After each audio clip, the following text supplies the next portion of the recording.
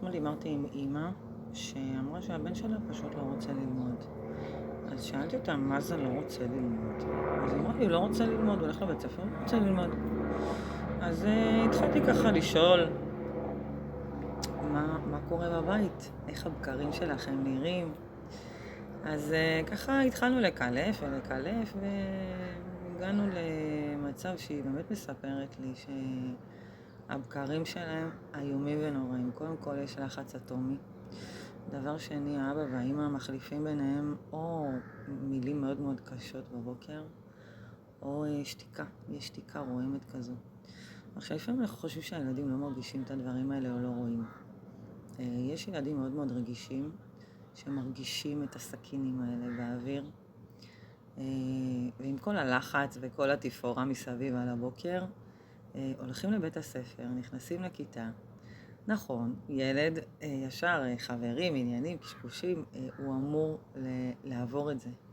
אבל מה שבגוף נשאר בגוף, ואז הוא מתיישב בכיתה, והוא מאוד דואג. הוא דואג לאמא, הוא דואג לאבא, הוא דואג שהם אולי יריבו כל כך ואז הם יתגרשו. הוא דואג שאולי משהו בגללו.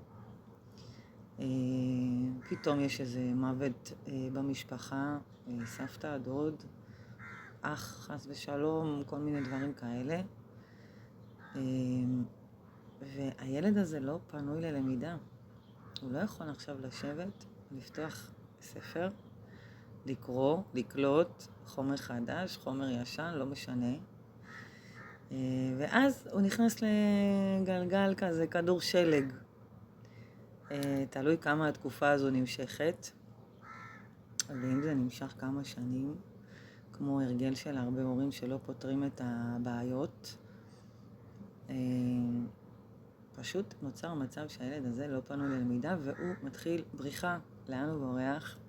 הוא בורח להפוגות בחוץ, הוא בורח יש לו כעסים גם בגוף. הוא בורח לכל מיני מריבות, הוא גם צריך יחס, ולפעמים יש הזנחה רגשית כשההורים לא מסתדרים כל כך בבית. לפעמים בכלל ההורים באמת מתגרשים, והאימא מאוד מאוד קשה לה לנהל את הבית, או שיש להם משמורת משותפת, ואז הם מתחילים להתנדד בין שתי בתים, ואז מתחילות הבעיות הרגשיות בעצם, שלעתיד יאבחנו את זה בקשב וריכוז, כל מיני בעיות כאלה ואחרות, וידחפו גם כדורים וריטלין. אז מי שבאמת מוצא את עצמו פה, בסיפור הזה, אל תחשבו שהילד לא רוצה ללמוד. גם אם הוא רוצה, הוא לא יכול. הוא לא פנוי ללמידה.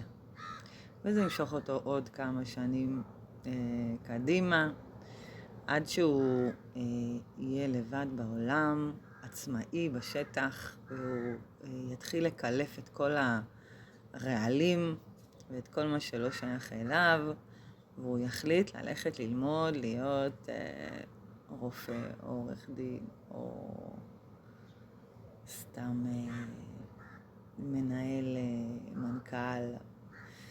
בכל אופן, יש המון ילדים שבאמת לא פנויים ללמידה, ומערכת החינוך לא קולטת את זה, גם בבית לא קולטים את זה. אז זה לא שהם לא רוצים, הם לא יכולים.